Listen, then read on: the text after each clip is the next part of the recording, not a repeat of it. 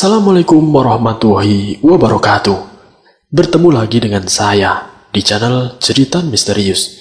Pada kesempatan kali ini, saya akan membawakan kisah misteri yang ditulis oleh Edna Villa. Oh iya, namun sebelum kita masuk ke dalam cerita, nama dan tempatnya disamarkan semua. Dan tak perlu kita berlama-lama lagi. Langsung saja, mari kita simak ceritanya. Suatu malam di sebuah desa yang berada di Provinsi Jawa Timur, terasa sangat sepi. Langit terlihat hitam, karena sang rembulan tidak menampakkan diri. Demikian pula dengan bintang-bintangnya. Mereka bersembunyi entah di mana. Mungkin karena malam itu tengah hujan. Walau tidaklah deras, hanya gerimis halus saja sejak sore tadi. Para warga memilih berdiam diri di dalam rumah masing-masing. Padahal saat itu, jam masih menunjukkan pukul 7 malam. Di sebuah rumah tinggallah seorang perempuan yang bernama si Ira. Kini Ira tengah hamil besar, bahkan tinggal menunggu waktu, di mana ia akan melahirkan. Ia merebahkan dirinya di ruang keluarga, berkumpul dengan ketujuh anaknya. Ia terlihat gelisah karena memikirkan suaminya yang belum pulang dari luar Jawa dan tidak tahu kapan suaminya akan pulang. Pada masa itu, memang sangat sulit untuk berkomunikasi karena tidak seperti pada masa ini yang sudah banyak macam alat komunikasi. Bu, Bapak kok belum pulang juga ya? Memangnya Bapak pergi keluar Jawa mau ngapain sih, Bu? Tanya si Mamang, anak laki-laki yang keenam, yang saat itu berusia 7 tahun. Iya, Nak. Ibu juga tidak tahu kapan Bapak pulang. Bapak keluar Jawa, mau jual sawah kita yang di sana. Jawab Ira berbohong. Bu, nanti kalau Bapak pulang, belikan Mamang sepeda ya, Bu. Ucap Mamang lagi. Iya, nanti Bapak yang belikan. Asal kamu jangan nakal ya. Mendengar ucapan sang ibu, Mamang terlihat sangat senang. Lalu ia tertidur dengan lelap. Demikian pula dengan anak-anaknya yang lain. Di saat semua anak-anaknya tertidur, tentunya suasana terasa begitu sunyi. Ira semakin resah. Di saat itulah, samar-samar ia mendengar suara bisikan di telinganya. Kamu harus jaga anak yang ada di dalam kandunganmu. Dia milikku. Dia milikku. Mendengar suara bisikan itu, sontak membuat Ira terkejut. Seketika ia membuka kedua matanya dan langsung melihat ke sisi kanan dan juga kirinya. Namun tidak ada siapa-siapa di sana, kecuali anak-anaknya yang tengah tertidur pulas. Seketika bulu kuduknya meremang. Ira terus beristighfar. Belum lagi hilang rasa terkejutnya. Tiba-tiba saja,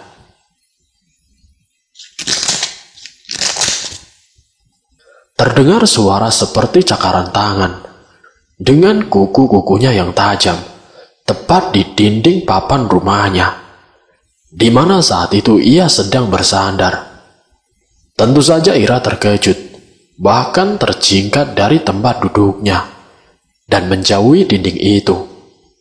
Ira sangat ketakutan, tubuhnya gemetaran, dan persekian detik suara garukan pada dinding sudah tidak terdengar lagi, namun berganti dengan suara-suara langkah berat dari luar sana, seakan banyak orang tengah berjalan mengelilingi rumahnya. Belum lagi suara-suara geraman dan juga tangis bayi. Astagfirullah, suara apa lagi itu? Kali ini Ira mulai menangis, walau tidak sampai bersuara. Bapak, kenapa Bapak tega menumbalkan aku? Terdengar suara anak kecil berteriak dan menangis dari luar rumah. dan suara itu terus berulang terdengar. Tubuh Ira semakin gemetaran, antara rasa takut yang teramat sangat, dengan rasa iba mendengar suara teriakan dan juga tangisan anak kecil itu, yang entah suara anak siapa. Tiba-tiba terdengar suara ketukan pintu, di tengah-tengah situasi yang sangat menegangkan itu. Suara ketukan itu terdengar dari pintu depan. Ira tidak bergerak, ia hanya diam dengan dada berdebar. Suara ketukan itu terus berulang, hingga terdengar suara memanggil. "Ibu, buka pintu, Bu. Ini Bapak pulang." Demikian suara itu berkata. "Hah? Bapak sudah pulang?" Ira berkata dalam hati.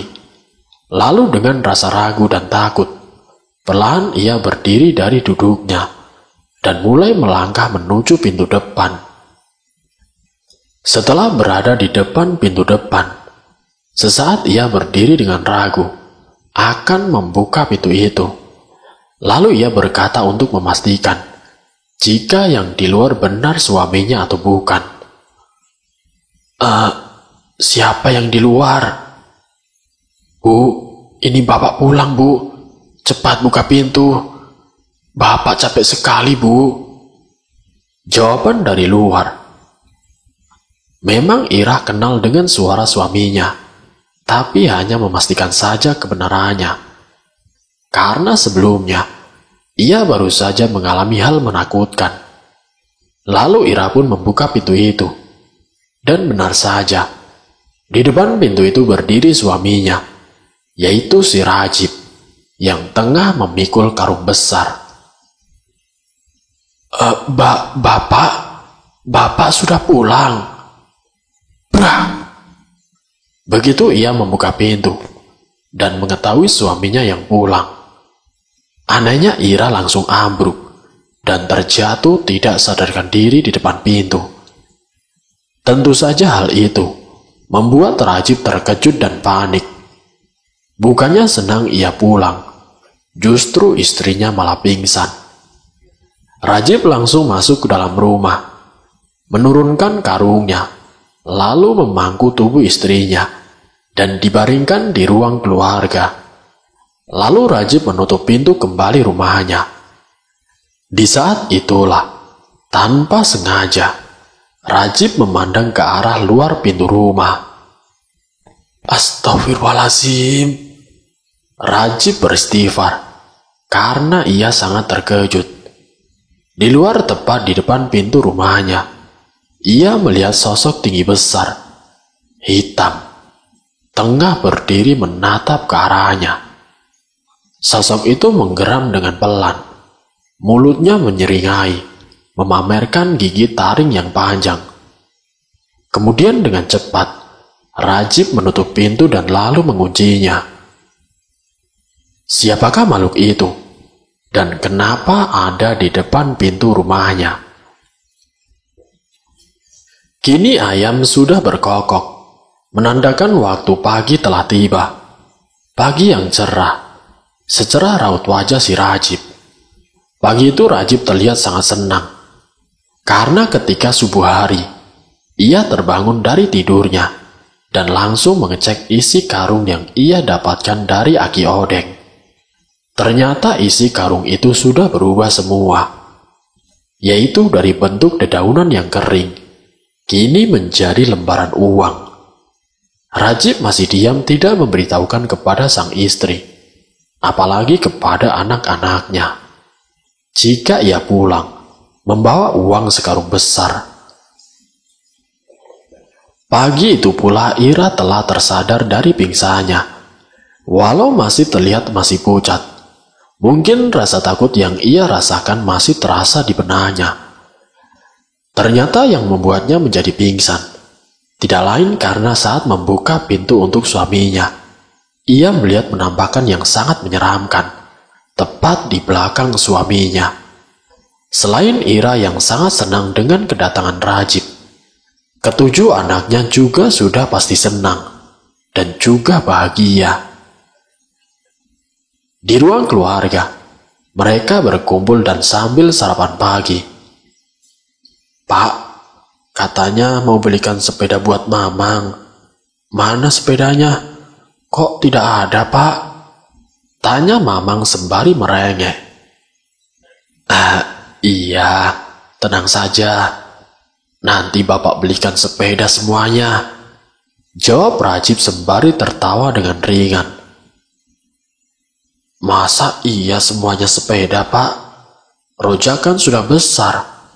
Jangan sepeda lah, Pak. Rojak mau sepeda motor saja. Soalnya sekolah Rojak jauh, Pak," sambung Rojak anak pertamanya, yang saat itu sudah sekolah di kelas 2 SMA. "Iya, tenang saja. Nanti Bapak belikan. Tapi kalian semua harus janji sama Bapak. Sekolah yang rajin, supaya kalian kelak menjadi orang sukses," ucap Rajib dengan raut wajah terlihat serius. Singkat ceritanya, 3 hari sudah Rajib berada di rumahnya. Dalam 3 hari itu, sudah beberapa perubahan yang ia lakukan. Mulai dari merenovasi rumahnya, membeli sepeda motor 2 unit, beberapa unit sepeda buat anak-anaknya, perabotan elektronik, dan tidak lupa pula segala kebutuhan dan perlengkapan si bayi. Tentu saja perubahan pada kehidupan Rajib menjadi bahan sorotan warga kampung. Dari mana tiba-tiba saja Rajib punya uang banyak? Menanggapi banyak pertanyaan para warga, Rajib pun menjawab dengan santai. Jika ia baru saja pulang dari luar Jawa dan habis menjual harta warisan dari orang tuanya. Sebagian warga pada percaya, karena memang di desa itu kebetulan tidak ada yang sekampung dengannya, kecuali si Tatang. Rajib tidak bisa berbohong. Ia berkata jujur kepada Tatang, dari mana sumber harta yang ia miliki saat ini. Suatu malam Rajib bertandang ke rumah si Tatang. Ia membawa banyak oleh-oleh untuk Tatang. Mungkin sebagai ucapan terima kasih pada Tatang, karena apa yang ia miliki saat ini. Salah satunya jasa dari Tatang. Rajib dan Tatang mengobrol serius di teras depan rumah Tatang. "Tang, atas bantuannya, aku mengucapkan banyak terima kasih ya," ucap Rajib mengawali obrolan. Terima kasih untuk apa, Jib?" jawab Tatang pula. "Ya, semuanya, Tang. Karena ini kan juga atas jasamu. Kamu yang memberikan petunjuk dan juga alamatnya," jawab Rajib lagi. Mendengar ucapan Rajib, Tatang hanya tersenyum kecut. Lalu ia berkata dengan pelan kepada Rajib, "Jib, siapa yang kamu jadikan tumbal, Jib?" Demikian tanya Tatang kepada Rajib dengan suara sedikit bergetar. Mendengar pertanyaan Tatang, sesaat Rajib terdiam, sembari celingak-celinguk ke kanan dan kiri, memastikan jika saat itu tidak ada orang lain yang mendengar selain si Tatang. Lalu Rajib pun berkata dengan suara pelan pula, "Anakku yang masih ada di dalam perut istriku, Tang. Dia yang aku jadikan tumbal." Demikian bisiknya kepada Tatang. Mendengar ucapan Rajib, sontak Tatang terkejut dan menatap wajah Rajib. "Kamu serius, Jib? Kamu tega sekali, Jib." Demikian ucapan Tatang benar-benar merasa terkejut. "Ya mau gimana lagi, Tang? Tapi tidak saat ini anakku diambilnya. Nanti setelah lahir, dan kalau dia sudah berumur 1/2 tahun, Tang," jawab si Rajib. Lalu Rajib melanjutkan ceritanya. "Dan apabila setelah berumur 1 tahun aku tidak menepati janji, maka aku sebagai gantinya, Tang. Sambung Rajib lagi semakin pelan. Mendengar penjelasan dari Rajib, Tatang hanya menghela nafas berat. Ia tidak tahu harus berkata apa lagi. Malam yang dingin dan hening, gelap karena sang rembulan tengah tidak menampakkan dirinya, menghiasi malam itu. Hanya hujan gerimis yang perlahan membasahi bumi dan juga isinya. Tiba-tiba saja, keheningan malam itu dipecahkan oleh suara tangisan si Ira yang merasa perutnya sangat sakit. Mungkin saat itu ia akan melahirkan. Melihat Ira akan melahirkan, Rajib merasa kebingungan. Karena saat itu, waktu menunjukkan jam 12 malam. Tentunya saat itu jangankan bidan, dukun beranak pun sudah pada tidur. Akhirnya mau tidak mau, ia harus memanggil dukun bayi. Namun tidak dia yang pergi, melainkan Rajib menyuruh anak pertamanya, yaitu si Rozak. Rozak pergi menjemput dukun beranak itu. Sementara Rajib menemani si Ira yang merintih kesakitan. Di saat situasi panik, Rajib dibuat semakin ketakutan dengan suara-suara aneh yang ia dengar dari luar rumah. Rajib mendengar bermacam suara, suara geraman, suara tawa ngikik, suara ringkih kuda. Sedang di daerah tersebut tidak pernah ada kuda, walau satu ekor. Bahkan suara memanggil nama dirinya. Rajib, Rajib. Rajib sangat terkejut mendengar namanya dipanggil oleh seseorang dari luar rumah.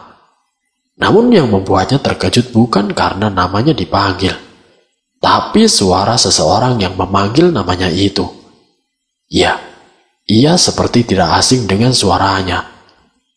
Dalam ketakutannya, ia mengingat suara siapa gerangan.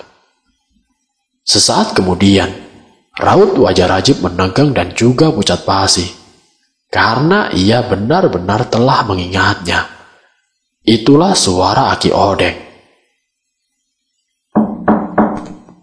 Dalam situasi menegangkan bagi Rajib, terdengar suara ketukan di depan pintu. Tentu saja Rajib tidak berani langsung membukanya. Hingga kembali, suara ketukan itu terdengar beruntun. Rajib beranjak melangkah mendekati pintu itu. Dan dengan tergagap ia bertanya, Siapa di luar? Demikian tanya Rajib. Ini aku, Pak. Rojak. Cepat buka, Pak.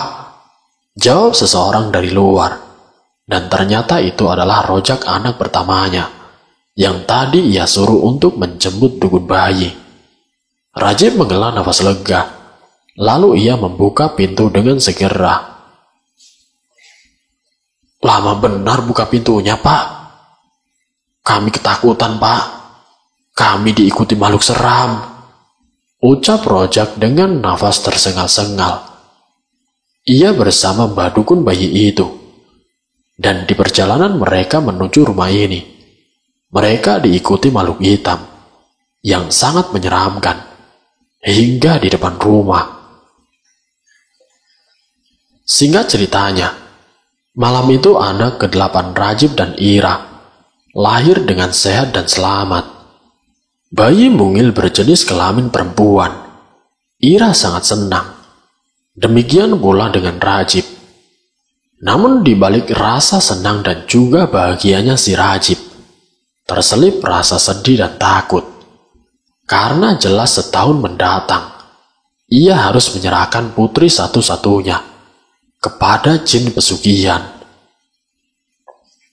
Anak Rajib kini menjadi 8 orang. Namun anak perempuannya hanya 1, yaitu bayi yang baru lahir ini.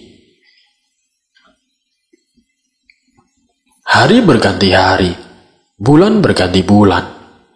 Demikian terus berjalan sebagaimana mestinya. Kehidupan keluarga Rajib dari segi ekonomi terlihat semakin meningkat secara pesat.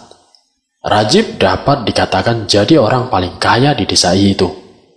Selain kebun sawit yang luas, Ia juga memiliki usaha lain, seperti toko sembako di beberapa tempat. Dengan demikian, jelas tidak pernah lagi ia merasakan kekurangan soal masalah kebutuhan hidup. Namun semua itu, apakah sudah menjamin Rajib bahagia? Tidak.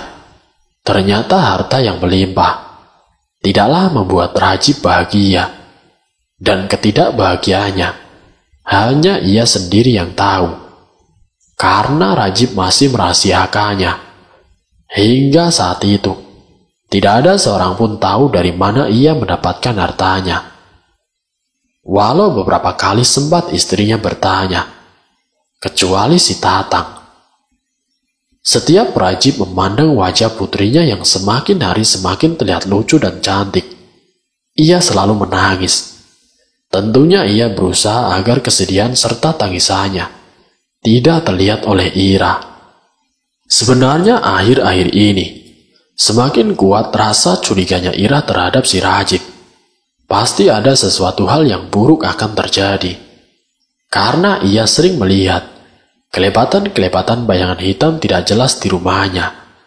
Bahkan pernah juga ia melihat sesosok menakutkan tengah menimang bayinya di saat terjaga tengah malam. Dan masih banyak lagi hal-hal yang ganjil yang terjadi selama setahun terakhir. Namun setiap ia menyampaikan kepada si Rajib, selalu saja si Rajib mengelak dan berkata jika semua itu hanyalah halusinasi.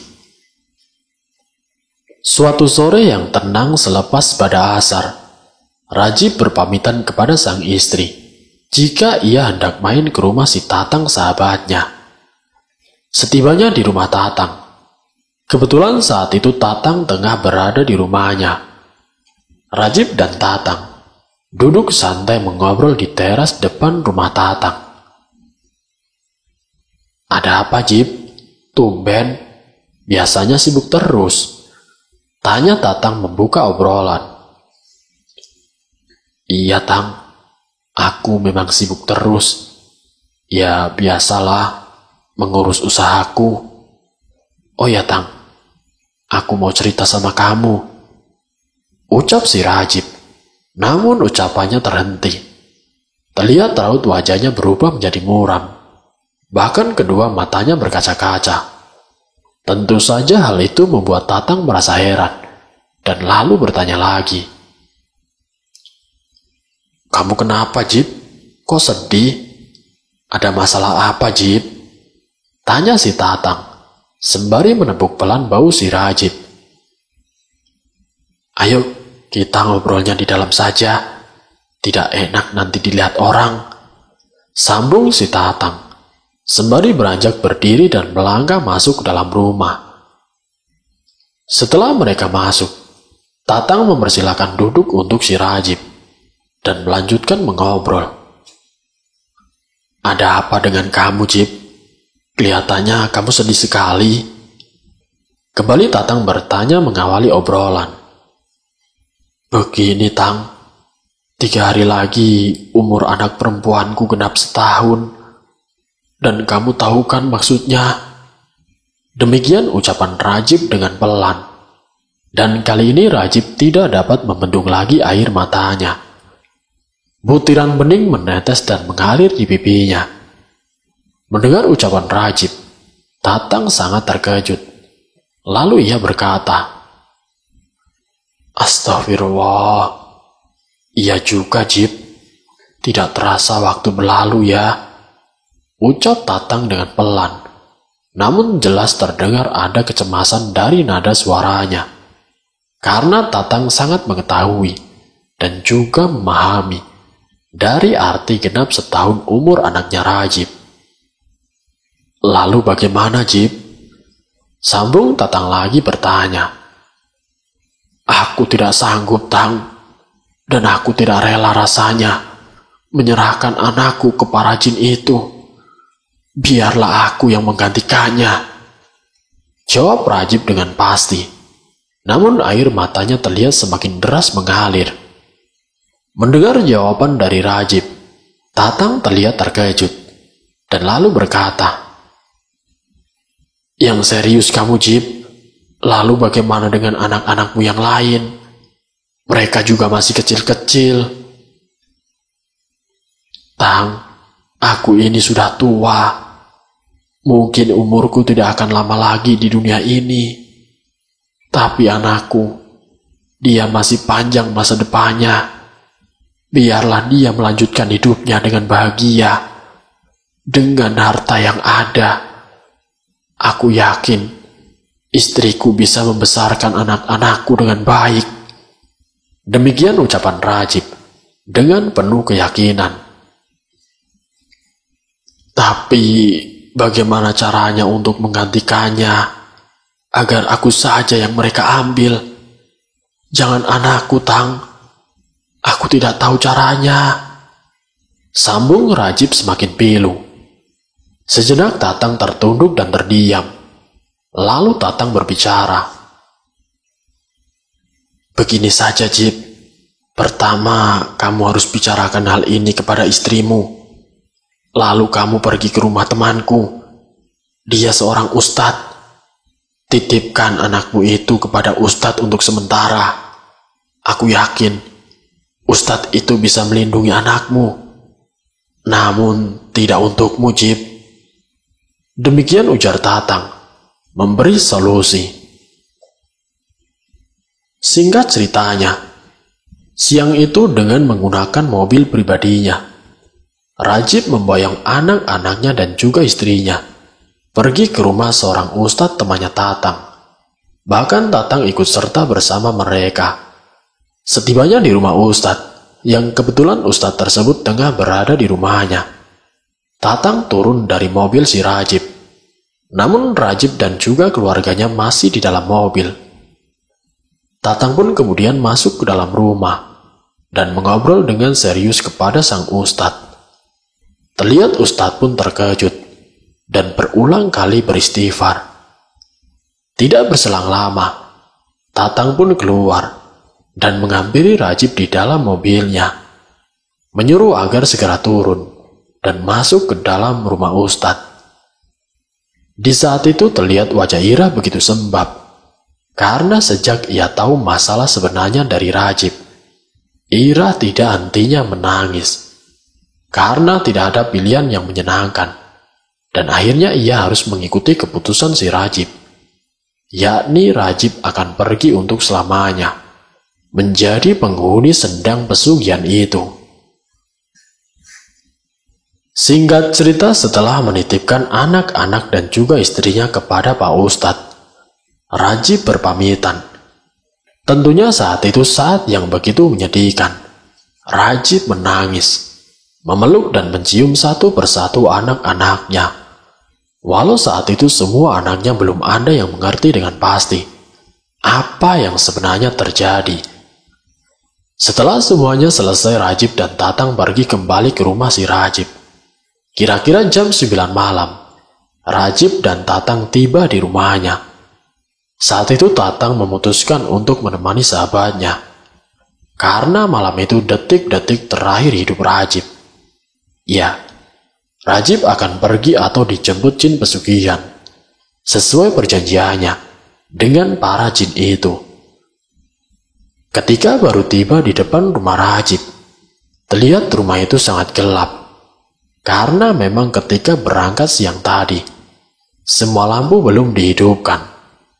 Dari sorot cahaya lampu mobil yang mengarah ke bagian depan rumah Rajib, Tatang dapat melihat di beberapa titik rumah itu. Jelas sekali, sosok-sosok hitam berdiri menatap tajam ke arah mereka. Rajib sangat ketakutan. Beda dengan Tatang. Tatang terlihat tenang. Sudah, tenang saja, Jip. Ayo parkirkan mobilmu, dan kita masuk. Tatang pun berusaha menenangkan si Rajib.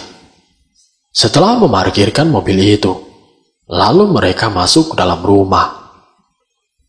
Setelah di dalam rumah, mereka duduk di ruang keluarga. Walau semua lampu di rumah itu telah dinyalakan, namun suasananya terasa sangat menyeramkan. Terdengar geraman-geraman tidak jelas, serta langkah-langkah berat, seakan tengah mengepung rumah itu. Berulang Tatang melirik kepada jam dinding yang menempel di atas TV di ruang keluarga itu. Saat waktu menunjukkan jam 11:30 malam, Tatang beringsut dari tempat duduknya, menghadap ke Rajib yang gemetar, serta air matanya tidak henti mengalir. Lalu Tatang berbicara dengan pelan. "Jip, sebentar lagi saatnya mereka datang untuk menjemput anakmu. Namun kamu telah mengingkari perjanjian itu. Jadi kamu harus siap dengan apa yang akan terjadi padamu.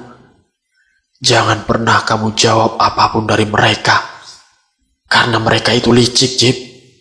Mereka akan berusaha menarik kamu dan juga keturunanmu. Maka dari itu, apapun yang terjadi, kamu harus diam dan terima.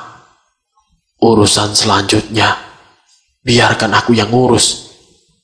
Jangan khawatir, tidak lama lagi aku juga akan menyusulmu ke sana, Jip, untuk mempertanggungjawabkan apa yang aku lakukan. Karena aku sudah terikat perjanjian juga dengan mereka," ucap Tatang panjang lebar. Mendengar ucapan Tatang, Rajib hanya diam dan menganggukkan kepala. Rajib menangis dan memeluk Tatang sembari berkata, "Tang, kamu sahabatku. Aku titip anak-anak dan juga istriku." Demikian ucapannya, lalu melepaskan pelukan dari Tatang. Kemudian Rajib melangkah masuk ke dalam kamarnya dan menutup rapat pintunya. Tinggallah Tatang duduk sendiri di ruang itu. Kembali Tatang melirik jam dinding. Waktu menunjukkan tepat jam 12 malam. Raut wajah tengah terlihat tegang. Tiba-tiba saja, laksana terjadi gempa bumi, serta rumah itu berguncang dengan hebat. Terdengar pula suara ledakan keras dari kamar Rajib. Sesaat kemudian situasi kembali tenang, hening, tidak terdengar suara apapun. Bahkan sosok-sosok yang berseliweran di rumah itu seketika lenyap begitu saja. Namun rumah itu terasa panas, serta bau sangit, bagaikan aroma daging yang hangus terbakar. Setelah dapat menguasai dirinya, Tatang bangkit berdiri dan melangkah mendekati pintu kamar Rajib. Pelan ia membuka pintu kamar Rajib. Sedikit terbuka, Tatang mengarahkan pandangannya ke dalam. Namun di dalam kamar itu, terlihat gelap serta penuh dengan kepulan asap, seperti ada yang terbakar. Tatang meraih senter besar yang berada di atas meja kecil dekat pintu kamar itu. Lalu dengan senter itu, Tatang melihat ke dalam kamar Rajib. Di saat itulah, Tatang melihat tubuh Rajib tergeletak di lantai kamarnya. Kini Rajib hangus dan tidak bernyawa lagi. "Innalillahi wa inna ilaihi roji'un. Selamat jalan, Rajib. Tunggu aku di sana." Demikian Tatang berkata dalam hatinya. Singkat ceritanya, malam itu juga Tatang menghubungi RT dan RW setempat dan meminta kepada RT dan RW agar kondisi jenazah Rajib jangan sampai banyak yang melihat, karena kasihan dengan si Rajib. Kondisi jenazahnya sangat memprihatinkan. Warga tetangga mengira jika Rajib meninggal karena disambar petir, karena bertepatan pada kejadian meninggalnya si Rajib. Di desa itu tengah hujan deras serta banyak petir, hingga semua warga bahkan RT RW beranggapan sama, yaitu Rajib meninggal karena disambar petir. Singkatnya 3 hari kemudian, Tatang menjemput anak-anak dan istri si Rajib untuk kembali ke rumahnya, melanjutkan kehidupan dunia sesuai harapan Rajib. Rajib, ia mengorbankan dirinya demi keluarga yang ia sayangi. walau jalan yang ia tempuh sangat salah, bahkan terbilang sesat. Kini tidak membutuhkan waktu yang lama. Setelah kepergian suaminya yaitu si Rajib, Ira beserta ke-8 anaknya kembali hidup seperti semula. Semua usaha yang sudah dirintisnya bangkrut dalam sekejap. Beberapa toko sembako ludes dimakan sang jago merah. Usaha yang lainnya pun kena tipu rekan kerjanya dan sudah tidak bisa diselamatkan kembali. Rojak sebagai anak paling tua, ia pun penasaran dengan semua yang telah terjadi. Aneh baginya, bapaknya yang tiba-tiba punya uang banyak. Tapi itu semua hanya bertahan sampai 1 tahun. Setelahnya hilang dalam sekejap. Ira yang sudah didesak oleh anaknya dengan berbagai pertanyaan, mau tidak mau, harus menjelaskan secara detail tentang apa yang sudah dilakukan oleh bapaknya. Rojak pun sebagai anak paling tua, ia mempunyai tanggung jawab yang besar untuk bisa menghidupi ibunya dan juga adik-adiknya. Tidak mau bernasib seperti bapaknya, Rojak pun mencari pekerjaan hingga keluar kota. Dan juga ia ingat perkataan dari Pak Ustadz sewaktu ia tinggal di rumahnya.